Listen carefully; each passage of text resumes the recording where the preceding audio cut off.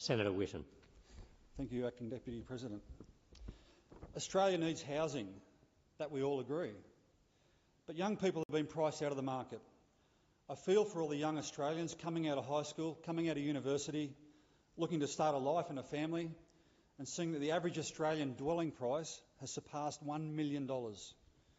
One Nation sees the problem as basic supply and demand.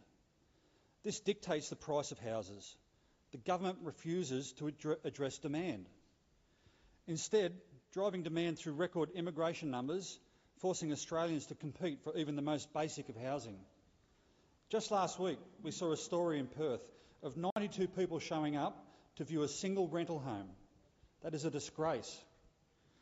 Because Labor refuses to address the demand and give Australians much needed relief from spiralling home costs, they tell us that they will instead address supply. They tell us that they will have 1.2 million homes built in 5 years through schemes like the Housing Australian Future Fund. Let's roll forward a year, and what contribution has been made by the HAF? Well, thanks to Senate estimates, we found out that a mere 17 houses have been built by the fund, and it had acquired another 340 homes. Labor needs to go back to Economics 101 because they don't seem to understand that buying homes out of the market does not increase supply. Just more pressure on Australians who are already doing it tough. The simple truth is that the federal government should not be involved in building houses. It drives up prices, distorts the market, hoovering up tradespeople into government contracts and out of private market as politicians push for political deadlines. Of the millions of migrants the Labor government has let into the country, how many are concreters? How many are electricians or plumbers?